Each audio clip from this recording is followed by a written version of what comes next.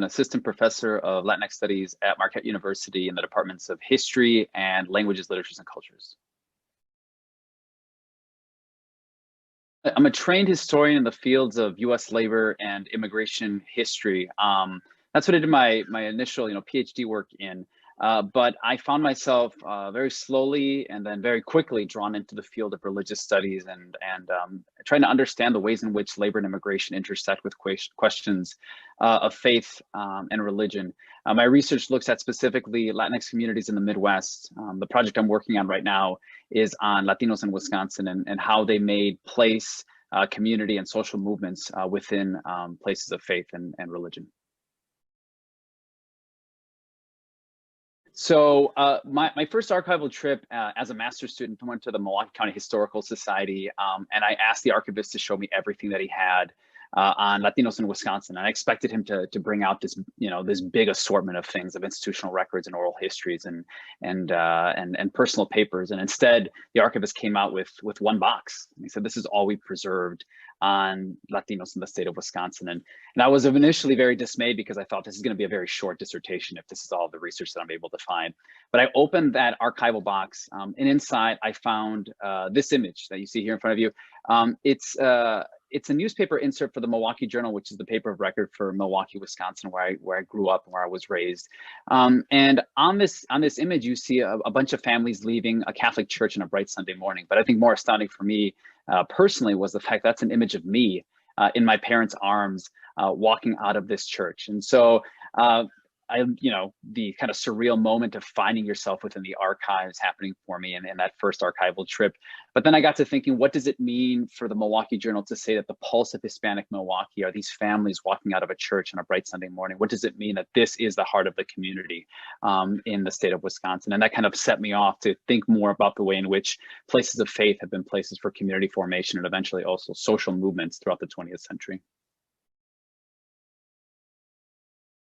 So like any good academic, I'm trying to juggle a number of different projects. I think the biggest one for me as I'm a pre-tenured professor is working on transitioning my dissertation into a manuscript. And so that dissertation looks at, in the book that I'm working on right now called Strangers No Longer, looks at the history of Latinos in Wisconsin and the way in which they turn to places of faith to develop community, oftentimes when they couldn't find it within other places across the state. The kind of the theoretical framework I'm working around is the question of hospitality, right? So how have Latinos been received in their workplaces, in social spaces, in faith spaces across the 20th century? And then when they didn't find a reception that was welcoming, how do they build alternative spaces for themselves and for their families? And so that has led me to look at questions of social movement within places of space, places of faith, with emphasis on movements like the Chicano and the Young Lords in the 60s and 70s and the sanctuary movement in Milwaukee in the 1980s.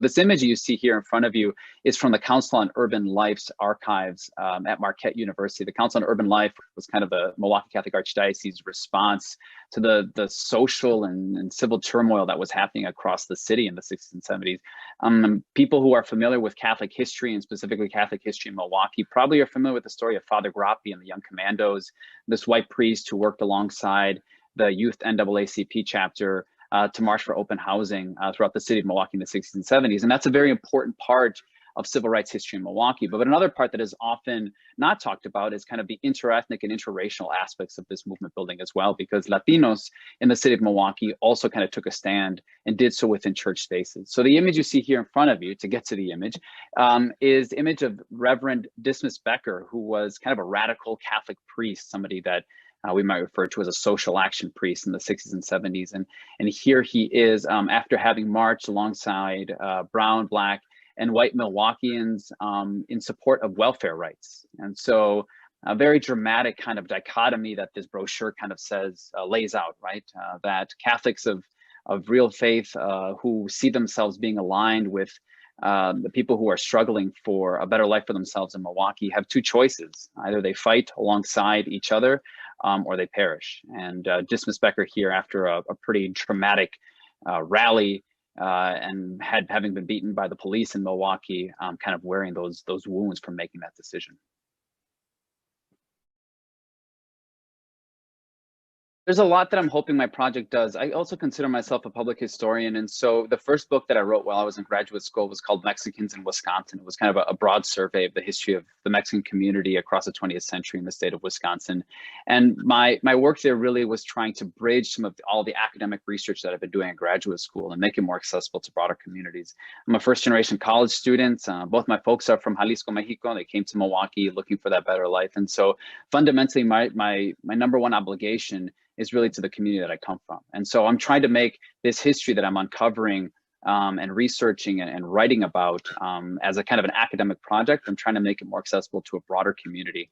I think the second community that I'm really interested in being in conversation with is a larger Wisconsin community that isn't just Latinos, right? So I want Wisconsinites to understand that Latino history in Wisconsin is Wisconsin history, and it's American history as well. And so trying to integrate this into the larger narratives that we have. And then I think finally, it's the academic audience that I'm in conversation with, my peers, my colleagues across labor and immigration history and religious history, trying to show that Milwaukee and Wisconsin and the Midwest in general have a very important role to play in the conversation, the stories we tell about Latinx immigration, faith, and community formation.